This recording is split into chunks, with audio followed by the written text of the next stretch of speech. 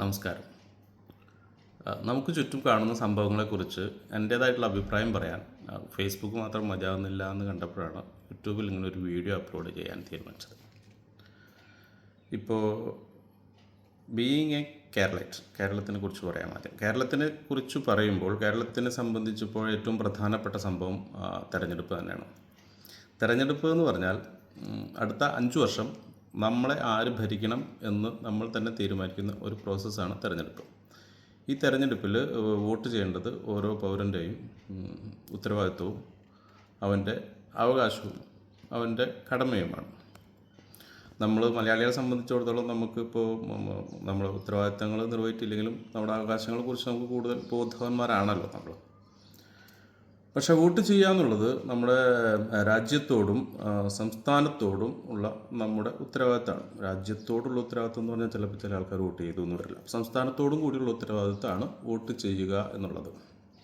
Vote ചെയ്യാൻ പോകുന്നതിന് മുമ്പ് നമ്മൾ ആലോചിക്കേണ്ട ഒരു കാര്യമുണ്ട്. ഇപ്പോൾ നമ്മുടെ മുൻപിൽ വന്ന് കുനിഞ്ഞു നിൽക്കുന്ന ഈ രാഷ്ട്രീയക്കാർ എന്തുകൊണ്ട് നമ്മുടെ മുൻപിൽ വന്ന് കുനിഞ്ഞു നിൽക്കുന്നു? ഒരൊറ്റ ഉദാഹരണം ഞാൻ പറയാം. കേരളത്തിലല്ല, നമുക്ക് തൊട്ടടുത്ത സംസ്ഥാനം തമിഴ്നാട്ടിലെ പുതിയ രാഷ്ട്രീയ പാർട്ടി TVK ആക്ടർ വിജയ് സമർപ്പിച്ചിട്ടുള്ള നാമനിർദ്ദേശ പത്രികയിൽ ആളുടെ ആസ്തിയായിട്ട് കാണിച്ചിട്ടുള്ളത് 500 കോടി രൂപയാണ്. ഈ 500 കോടി രൂപ ആൾക്ക് ഇപ്പോൾ ആസ്തി ഉണ്ട്. എന്നിട്ട് ആളതിൻ്റെ കൂടെ പറഞ്ഞത് ആഡംബര ജീവിതം വേണ്ടെന്ന് വെച്ചിട്ടാണ് രാഷ്ട്രീയത്തിലേക്ക് ഇറങ്ങിയിട്ടുള്ളത്. ഈ ആഡംബര ജീവിതം വേണ്ടെന്ന് വെച്ച് ഇയാൾ രാഷ്ട്രീയത്തിലേക്ക് ഇറങ്ങിയത് ജനങ്ങളെ സേവിക്കാനുള്ള അതിയായിട്ടുള്ള ആഗ്രഹം കൊണ്ടാണെന്ന് ആർക്കെങ്കിലും തോന്നുന്നുണ്ട്. അല്ലെങ്കിൽ ജനങ്ങളുടെ പ്രശ്നങ്ങൾ പരിഹരിക്കാനുള്ള ത്വര കൊണ്ടാണോ? ജനങ്ങൾ അനുഭവിക്കുന്ന വേദന കണ്ടിട്ട് സഹിക്കാൻ പറ്റാഞ്ഞിട്ടാണോ ഇയാൾ രാഷ്ട്രീയത്തിലേക്ക് ഇറങ്ങിയത് അഭിനയ ജീവിതം വിട്ടിട്ട്? ഒരിക്കലും അല്ല. ഈ 500 കോടി എന്നുള്ളത് തെരഞ്ഞെടുപ്പിൽ വന്ന് ഭരണം കിട്ടിക്കഴിഞ്ഞാൽ 5000 കോടിയോ അതിന് മേലെയോ ആക്കി മാറ്റാൻ പറ്റുമെന്നും ഉറപ്പുള്ളതുകൊണ്ടാണ് അദ്ദേഹം രാഷ്ട്രീയത്തിലേക്ക് ഇറങ്ങിയിട്ടുള്ളത്. ആ ഒരു സത്യം നമ്മൾ മനസ്സിലാക്കണം. ഇതെങ്ങനെയാണ് കാശ് 500 5000 ആക്കുന്നത്? എന്തായാലും ശമ്പളം കൊണ്ട് മാത്രം അതങ്ങനെ ചെയ്യാൻ പറ്റില്ലല്ലോ. അപ്പോൾ നമ്മുടെ കാശ് തന്നെ, അഴിമതി തന്നെ. എല്ലാ രാഷ്ട്രീയക്കാരും രാഷ്ട്രീയത്തിൽ വരുന്നത് ഭരിക്കാനും. അധികാരം കിട്ടുമ്പോൾ പിന്നെ വേറൊരു സുഖം കൂടിയുണ്ട്. കിട്ടുന്ന കാശ് മാത്രമല്ല, അധികാരത്തിൻ്റെ ഒരു ലഹരി, അത് പലരെയും മത്തു പിടിപ്പിക്കുന്നതാണ്. അതിപ്പം നമ്മൾ പലരിലും കാണുന്നുണ്ട്. ബാക്കി ഡീറ്റെയിൽസ് അടുത്ത വീഡിയോസിൽ പറയാം. ആ ലഹരി കൂടി ആസ്വദിക്കാൻ, അധികാരത്തിൻ്റെ ലഹരി വലിയൊരു ലഹരിയാണ്. നമ്മളെ പറയുന്നത് കേൾക്കാനും നമ്മളെ പറയുന്നത് അനുസരിക്കാനും നമുക്ക് ചുറ്റും ഒരു കൂട്ടം ആൾക്കാരുണ്ട് എന്നുള്ളൊരു തോന്നൽ, അല്ലെങ്കിൽ ഞാനാണ് ഈ സംസ്ഥാനത്തിൻ്റെ ഏറ്റവും വലിയ സംഭവം, എന്നെ ഇന്ദ്രനും ചന്ദ്രനും എടുക്കാൻ പറ്റില്ല എന്ന് തോന്നുന്ന സംഭവം വളരെ വലിയൊരു ലഹരി തന്നെയാണ്. അപ്പോൾ അതാണ് ഈ രാഷ്ട്രീയ പാർട്ടികൾ നമ്മുടെ മുൻപിൽ കുനിഞ്ഞു നിൽക്കുന്നതിൻ്റെ പ്രധാന കാരണം. അത് നമ്മൾ രാഷ്ട്രീയക്കാർക്ക് വേണ്ടി ജയ് വിളിക്കാനും അവർക്ക് വേണ്ടി കൊടി പിടിക്കാനും തല്ലുകൊള്ളാനും തല്ലാനും കുത്താനും ചാവാനും നടക്കുന്ന നമ്മൾ ആലോചിക്കേണ്ട പ്രധാനപ്പെട്ട കാര്യമാണ്. നമ്മൾ ഓരോ തല്ലുകൊള്ളുമ്പോഴും അതിൻ്റെ ഗുണം കിട്ടുന്നത് രാഷ്ട്രീയക്കാർക്ക് മാത്രമാണ്. പിന്നെ അതിൻ്റെ എന്തെങ്കിലും എല്ലും കഷ്ണങ്ങൾ നമുക്ക് എറിഞ്ഞിട്ട് തന്നു കഴിഞ്ഞാൽ അത് അവർക്ക് കിട്ടും.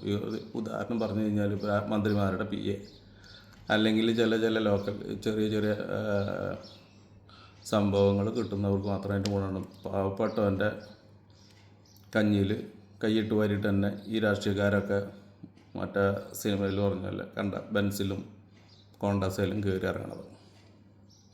ഇനി കേരളത്തിലെ തെരഞ്ഞെടുപ്പിൽ ഇപ്പോൾ എന്താ പറയുക, കേരളത്തിൻ്റെ രാഷ്ട്രീയ ഭാവിയിൽ ഒരു വ്യക്തമായിട്ടുള്ള ഒരു മാറ്റം ഉണ്ടാക്കാൻ സാധ്യതയുള്ള ഒരു തെരഞ്ഞെടുപ്പാണ് ഈ വരുന്നത്. തെരഞ്ഞെടുപ്പിനെ ഡ്രൈവ് ചെയ്യാൻ പോകുന്നത് 3 സിനാരിയോ ആണെന്നാണ് എനിക്ക് തോന്നുന്നത്. അതിലൊന്ന്, കഴിഞ്ഞ 10 വർഷമായിട്ട് നമ്മൾ കേരളം ഭരിച്ചുകൊണ്ടിരിക്കുന്ന പിണറായി സർക്കാരിനോടുള്ള ജനങ്ങളുടെ ഒരു വിലയിരുത്തൽ. സാധാരണ കേരളത്തിൽ ഒരു 5 വർഷം കൂടുമ്പോഴും ഭരിക്കുന്ന സർക്കാരിനെതിരായിട്ടുള്ള വിലയിരുത്തലാണ് ഉണ്ടാവാറ്. കഴിഞ്ഞ 2021 തെരഞ്ഞെടുപ്പിൽ മാത്രമാണ് അതിന് വിപരീതമായിട്ട് ഒരു തുടർഭരണം കിട്ടിയത്. അപ്പോൾ ഇതിൽ എങ്ങനെയാണ് സംഭവിക്കാൻ പോകുന്നതെന്ന് കണ്ടറിയാം. അതൊന്ന്. രണ്ടാമത്തെ സിനാരിയോ, ഇൻ കേസ്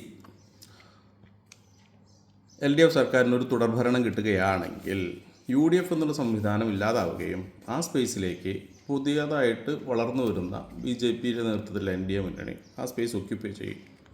അതിന് വേണ്ടിയിട്ട് അവർ എൽ ഡി എഫുമായിട്ട് യു ഡി എഫ് ആരോപിക്കുന്ന പോലെ ഒരു ഡീൽ ഉണ്ടാക്കിയാൽ അതിനെ കുറ്റം പറയാൻ പറ്റില്ല, അല്ലെങ്കിൽ അങ്ങനെ ഡീൽ ഇല്ല എന്ന് ഉറപ്പ് പറയാൻ പറ്റില്ല. കാരണം പാർട്ടീനെ വളർത്താൻ ബി ജെ പി എന്തും ചെയ്യും. അതിൻ്റെ പേരിൽ സി പി എമ്മുമായിട്ടൊരു ഡീൽ അവരുണ്ടാക്കുകയാണെങ്കിൽ യു ഡി എഫിനെ തളർത്തിയിട്ട് വളരാൻ അങ്ങനെ ഒരു മാർഗം അവർ സ്വീകരിക്കുകയാണെങ്കിൽ അത് ഇല്ല എന്ന് നമുക്ക് ചിന്തിക്കാൻ പറ്റില്ല. അത് രണ്ടാമത്തെ സിനാരിയോ. മൂന്നാമത്, കേരളത്തിൽ 50% കൂടുതലുള്ള ന്യൂനപക്ഷം ചിന്തിക്കുകയാണ് യു ഡി എഫ് എന്നുള്ള സംവിധാനം തകരുകയാണെങ്കിൽ ഇവിടെ വളർന്നു വരാൻ പോകുന്നത് ബി ജെ പി ആണ് എന്ന് ചിന്തിച്ചാൽ ആ ബി ജെ പിനെ വളർത്താതിരിക്കാൻ യു ഡി എഫിന് ഒരു ചാൻസ് കൊടുക്കാൻ സാധ്യതയുണ്ട്. അപ്പോൾ ഈ സിനാരിയോ 1, സിനാരിയോ 3 യു ഡി എഫിന് അനുകൂലമാവും. സിനാരിയോ 2 വരുമ്പോൾ മാത്രമാണ് എൽ ഡി എഫിന് ഒരു അനുകൂല ആയിട്ടുള്ളൊരു രാഷ്ട്രീയ സാഹചര്യം കേരളത്തിലുണ്ടാകുന്നതെന്നാണ് എൻ്റെ വിലയിരുത്തൽ. ബാക്കി വിശദമായിട്ടുള്ള വിലയിരുത്തൽ അടുത്ത വീഡിയോയിൽ ഇതിൻ്റെ റെസ്പോൺസ് കണ്ടതിന് ശേഷം. Thank you.